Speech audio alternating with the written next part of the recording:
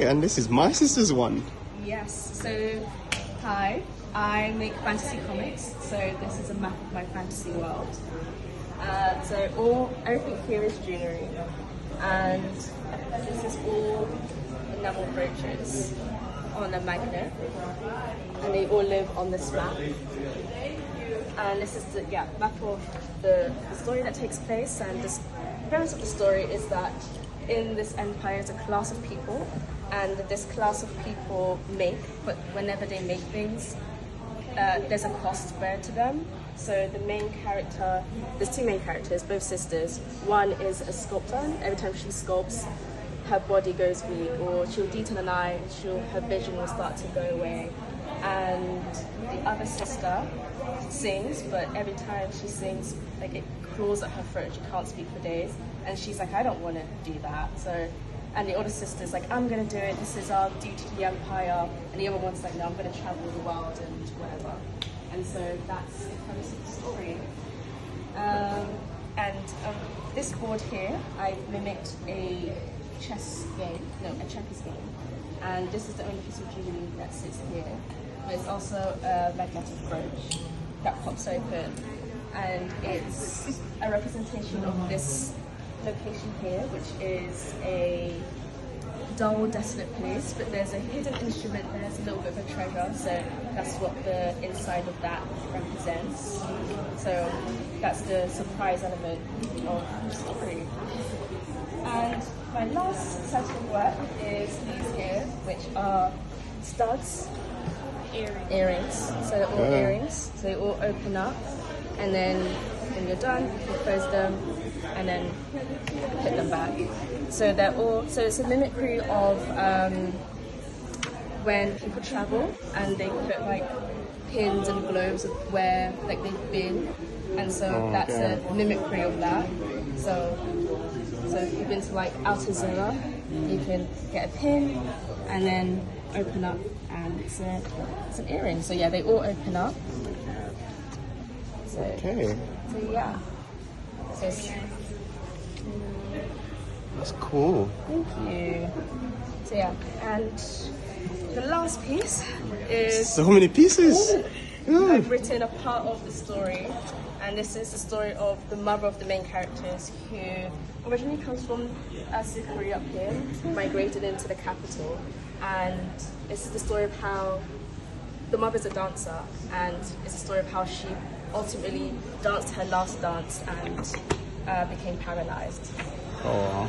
So yes. And that's it. Oh wow. But can we see this? Yes, yeah. Because for the video, because I remember perhaps is it the comic you wanted to? Yes. This is the one I was stressing out about. Yeah, I know. So can I ask a question? This is Yes. I mean, my son, he's downstairs. He's exhibition downstairs. Okay. So I'm just looking around. But it would seem to me, based on your story, that your characters have got really wonderful attributes, but the attributes also become like what would say? Yeah. Like they so the female that could sing, and then she is left with a horrible Itchy, scratching, yes. and also the dancer. Yes. Is it the mother? The mother, The yes. mother who's a dancer. Yes. And then she dances and Yes. so it's almost like they've been given these gifts that seem to be ill-fated. Yes. Why would that be? Do you think? I think it's the inclusion of the world. So there's only this class of people. So everyone can dance, everyone can sing, they can all, I guess, have their own creative outlets, but it wouldn't be to the degree or the level, let's say, of these selected class of people. And I think there's also a level of understanding exploitation within that as well. So yeah, that's why it came to be. So yeah. It reminds me of how we have very and you hear that they die really young, and it's always like, oh, why was someone so talented? Have such a short life to like live out their life, and that's what it reminds me of. It started off actually with a conversation I had with my partner about the Spanish painter that did Satis with his son. I don't know if you you know, that like painting. It's Francesco Goya. He did that massive like Saturn Eating the Sun. It's like a really beautiful like dark piece, and he made it when he was, like a better word, like insane in a sense, or not in the best mental state. And my partner was like, oh, like I love the piece by itself, it's a striking piece, but the story behind it as well is what also gave like added value to it. And so I was thinking about how the pain affects the value of beauty, and so that's how this came to be. So yeah, that's how it is. Yeah. But also you say that the pain that affects the value of beauty, and then straight away what came into my head is people who are gifted, i.e. painters, and for whatever reason sadly they die, and their work costs more with them dead than when they're alive. Yeah. So it's almost as if like you're given an ill-fated gift.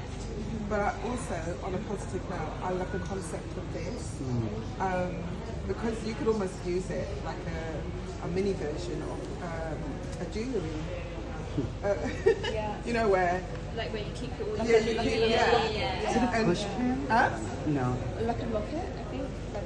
like it's The ones a that you jewelry, open instead up. of a jewellery case, you put it you put your, and you know, say for instance, you've got valuable jewellery, and you might not want to have them around where people who were interested in stealing them, they would have no idea.